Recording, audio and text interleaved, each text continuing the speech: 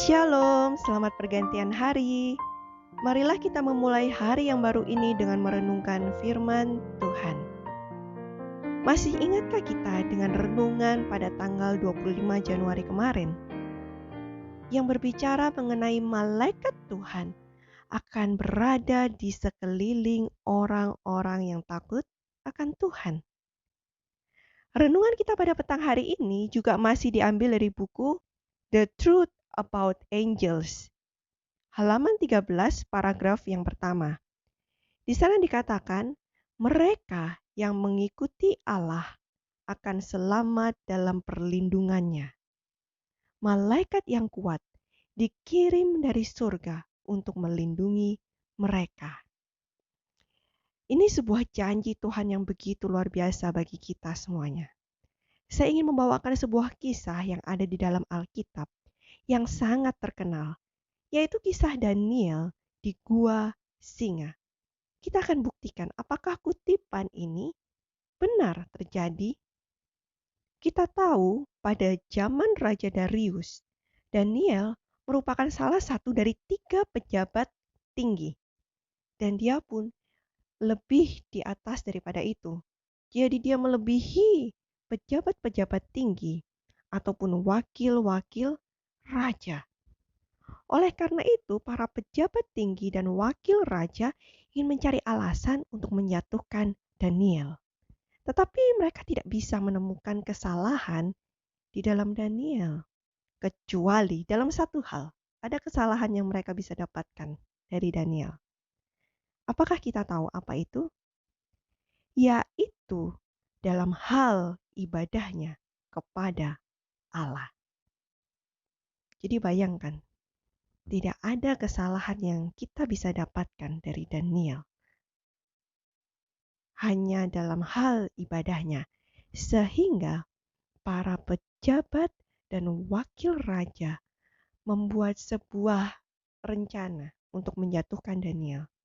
Dan pada akhirnya mereka pergi ke raja, mereka berkata untuk membuat sebuah peraturan di mana dalam 30 hari semua orang tidak boleh menyampaikan permohonan doa kepada dewa-dewa ataupun manusia, kecuali kepada tuanku raja. Kalau mereka langgar, orang ini akan dilempar ke gua singa. Singkat cerita, raja setuju dan aturan ini sudah menjadi undang-undang. Daniel punya sebuah kebiasaan yaitu berdoa 3 kali sehari. Dan inilah yang mau dijatuhkan oleh para pejabat dan wakil raja. Singkat cerita, walaupun Daniel tahu ada aturan ini, dia tetap berdoa kepada Tuhan seperti kebiasaannya. Dan kita semua tahu ceritanya. Singkat cerita, para pejabat ini melaporkan kepada raja. Dan raja pun tidak bisa melakukan apapun. Walaupun dia sebenarnya sangat mengasihi Daniel. Raja sangat sedih pada waktu tahu bahwa Daniel harus dilempar ke gua singa sesuai dengan aturan yang sudah dia buat. Singkat cerita, Daniel dilempar ke gua singa.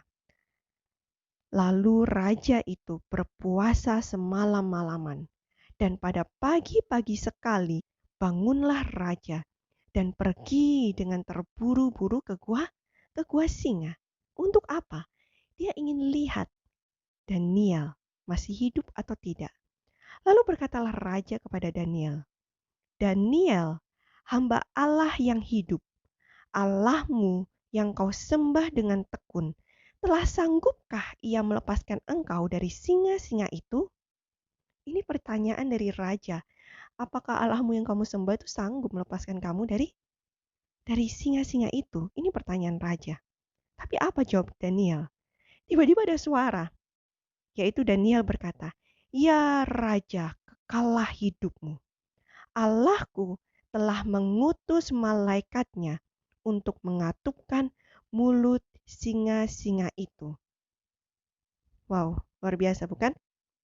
Dikatakan bahwa Tuhan telah mengutus malaikatnya untuk menutup mulut-mulut singa. Kenapa? di sini dilanjutkan, karena ternyata, kata Daniel ya, karena ternyata aku tidak bersalah di hadapannya, tetapi juga terhadap tuanku raja.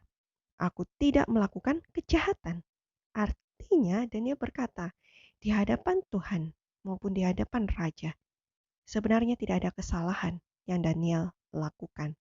Itulah sebabnya perlindungan daripada Tuhan melalui malaikatnya diberikan kepada Daniel. Setelah raja tahu bahwa Daniel aman, lalu dia menyuruh, oke, Daniel ditarik dari gua singa. Maka ditariklah Daniel dari gua itu. Dan yang menarik, tidak terdapat luka apa-apa padanya. Wow, luar biasa. Dia dimasukkan di gua singa, tapi tidak ada sedikit pun luka pada Daniel.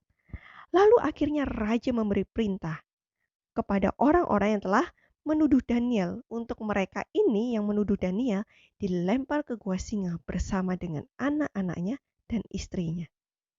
Dan Alkitab mencatat, belum sampai ke dasar gua itu, singa-singa itu telah menerkam mereka, bahkan meremukkan tulang-tulang mereka.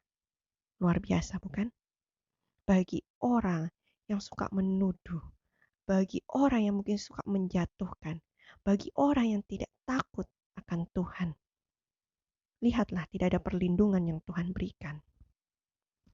Itulah sebabnya di dalam Amsal 14 ayat yang ke-26 dikatakan, dalam takut akan Tuhan ada ketentraman yang besar, bahkan ada perlindungan bagi anak-anaknya.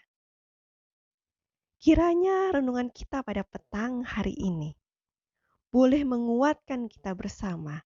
Jika kita sungguh-sungguh setia kepada Tuhan, jangan takut untuk tetap melakukan apa yang benar, karena perlindungan daripada Tuhan melalui malaikatnya akan diberikan kepada kita yang sungguh-sungguh takut akan Tuhan.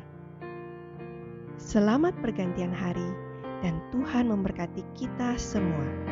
Amin.